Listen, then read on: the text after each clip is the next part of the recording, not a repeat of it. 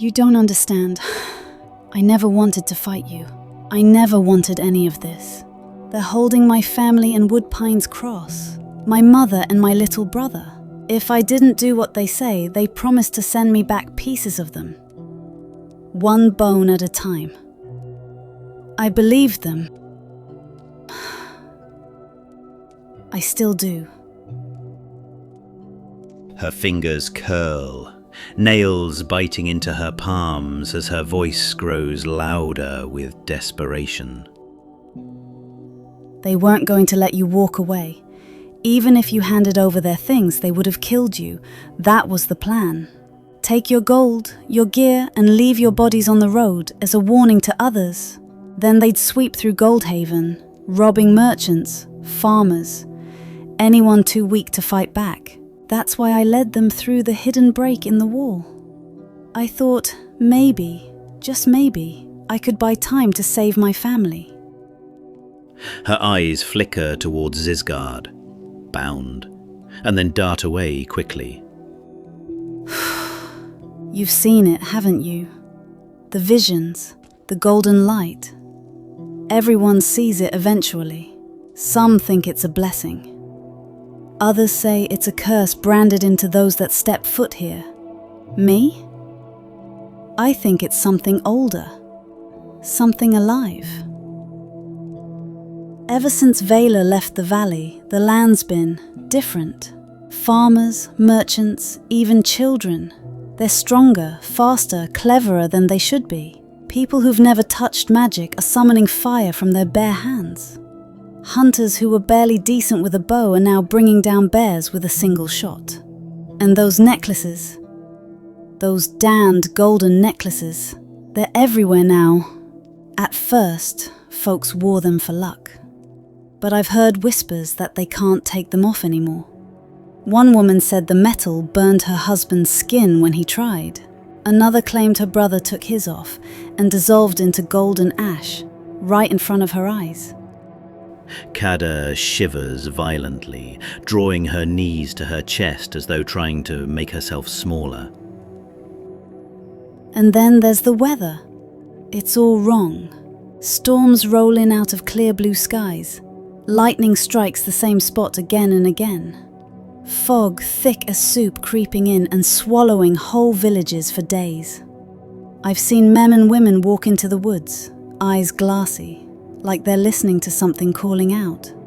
Some came back days later, changed, muttering nonsense about the call from below. Others never came back at all. Her voice dips lower now, her words slow and careful, as though afraid that speaking too plainly might draw the valley's attention. Vela says he's keeping the valley in balance, that without him, it would all fall apart. But I've seen what balance means to him. It means hanging a man for stealing bread, burning homes because someone spoke out of turn. It means letting families starve so no one dares to challenge his order. Only a chosen few are allowed near the mines now. He says it's for our safety, but there are rumors. Stories passed around by the miners who came back broken. They say the gold isn't just gold, it's alive. It grows like vines. It pulses like a heartbeat. Some say it whispers. Others swear it sings to them when they're alone.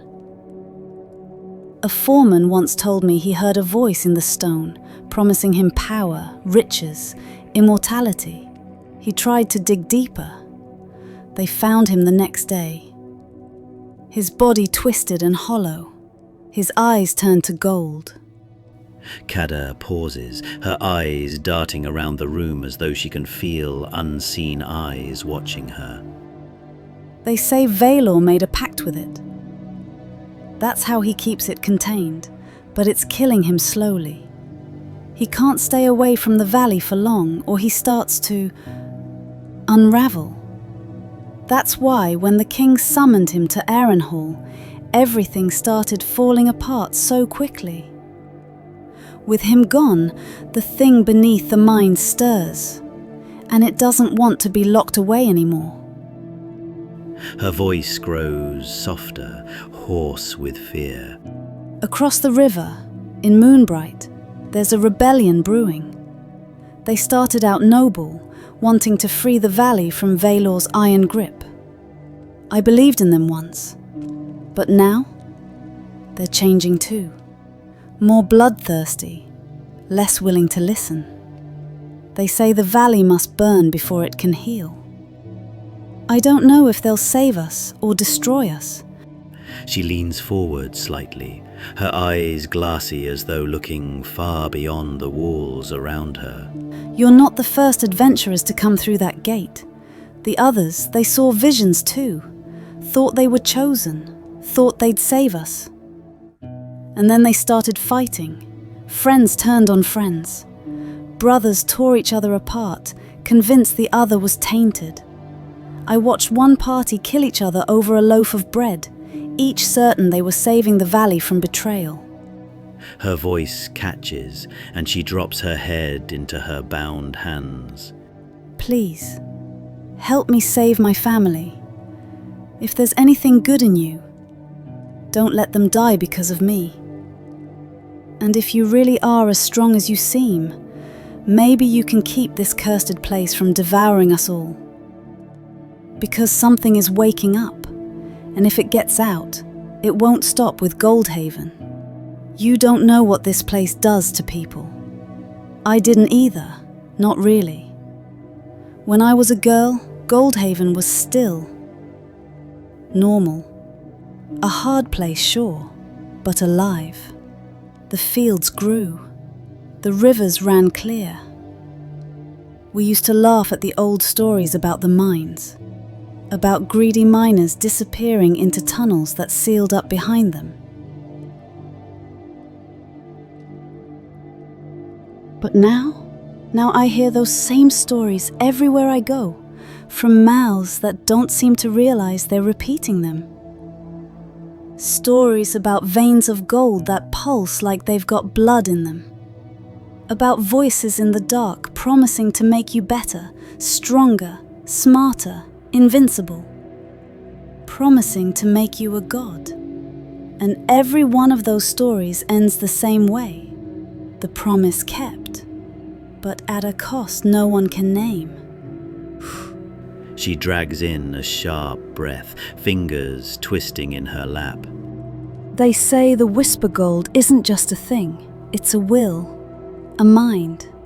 It wants out, and it doesn't care how many lives it burns through to get there. You felt it already, haven't you? The weight in your skull, the tug at the edge of your thoughts.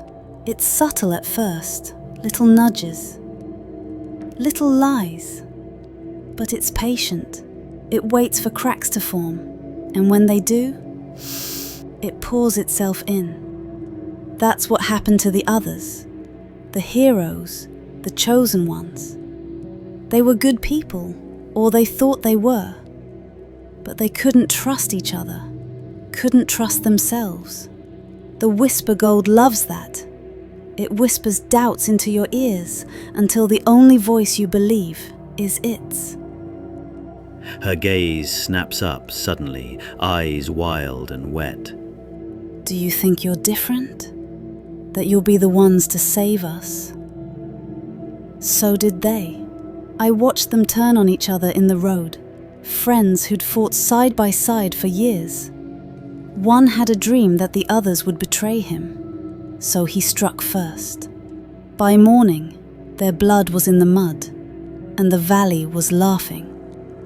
Kada's voice breaks on that last word. She swallows hard, forcing herself to go on. Valor. He's not the savior either. Don't let his talk of balance fool you. He made his choice long ago. They say he struck a bargain to keep the whisper gold locked up, that he gave up his life, his freedom, maybe even his soul to hold it in place. That's why he can't leave the valley for long. Every day he's away, the gold grows bolder. But he's not protecting us out of kindness. He's as trapped as we are. And if you cross him, if you break his precious balance, He'll snuff you out like a candle before you can light another. Her shoulders slump and her voice lowers to a tremor. There's a saying in Moonbright now. The valley has a hunger. It eats kings and beggars alike. I used to think it was just a rebel's rallying cry. But now, I think they're right. She exhales sharply, as if forcing air back into lungs that forgot how to breathe. When she looks up, her voice steadies, not from courage, but from utter despair. I don't know if there's anything left to save, but if there is, if you are as strong as you seem, don't make the same mistake the others did. Don't listen when it whispers.